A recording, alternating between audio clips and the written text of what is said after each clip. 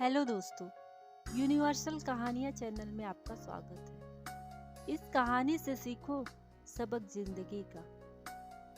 खुद के लिए जिए तो क्या जिए, तू जी ऐ दिल जमाने के लिए। जमाने के लिए ना सही पर अपने करीबी मित्रों और परिवारजनों के लिए जीना तो बनता ही है। इस बात को हम एक कहानी के जरिए बेहतर समझ पाएंगे। एक बार की बात है कि एक जहाज समुद्री तूफान की चपेट में आकर तहस नहस हो गया। जहाज में सिर्फ 2 ही युवक तैरकर किनारे पहुंच पाए। टापू पर जो एक वीरान निर्जन टापू था। दोनों युवक जो कि एक बहुत अच्छे मित्र भी थे, कुछ समझ न पाए कि उस निर्जन टापू पर वे क्या करेंगे। तब दोनों ने फैसला किया कि वे प्रार्थना करेंगे और परमात्मा पर अपनी अपनी आस्था का इम्तिहान लेंगे।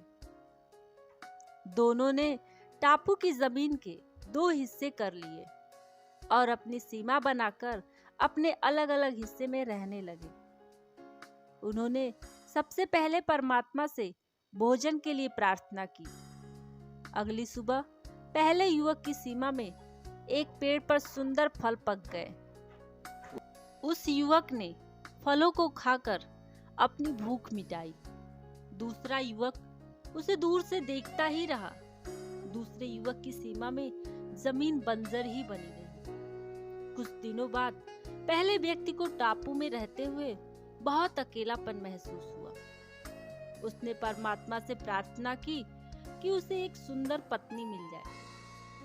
अगले दिन एक और जहाज तूफान की चपेट में आ गया और जहाज से बचकर आई सुंदर स्त्री ने तैरकर टापू में पहले युवक के इलाके में जाकर शरण ली, क्योंकि दूसरी ओर उसे बंजर ही बंजर दिखा। स्त्री के आ जाने के बाद पहले युवक ने परमात्मा से घर, कपड़े और भोजन के लिए प्रार्थना की।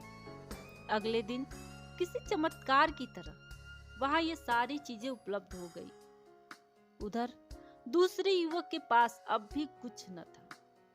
कुछ ही दिनों में पहले युवक ने परमात्मा से एक जहाज के लिए प्रार्थना की, ताकि वो अपनी पत्नी के साथ उस निर्जन टापू को छोड़कर अपने घर जा सके।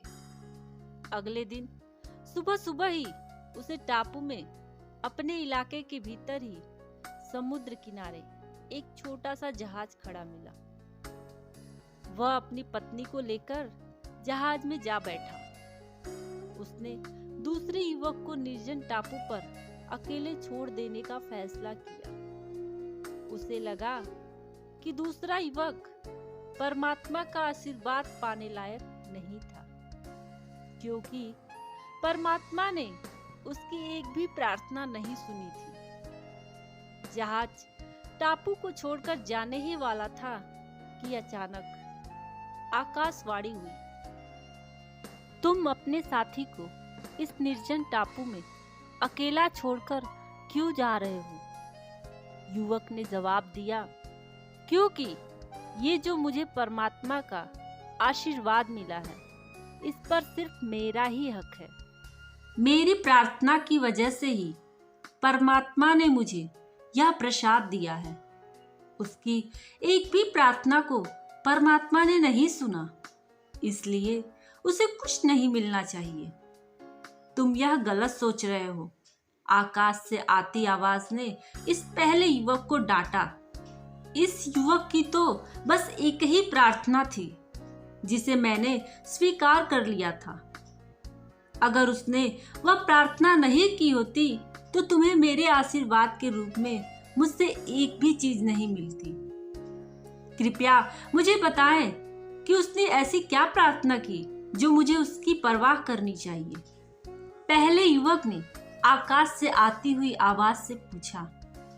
उसने प्रार्थना की थी कि तुम्हारी सारी प्रार्थनाओं को मैं स्वीकार कर लूं।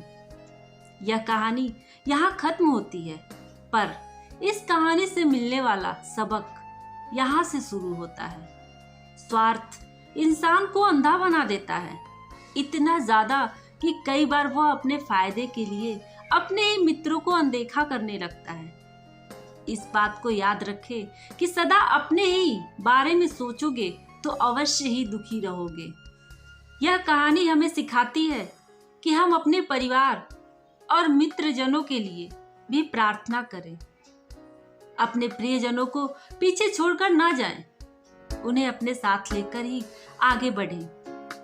परिवारजन और मित्रजन हमारे सफर के साथी बनेंगे, तभी हम तरक्की का सच्चा आनंद ले पाएंगे। अगर आपको ये कहानी अच्छी लगी हो तो इसे लाइक करें और अगर चैनल पर नए हैं तो सब्सक्राइब जरूर करें। धन्यवाद।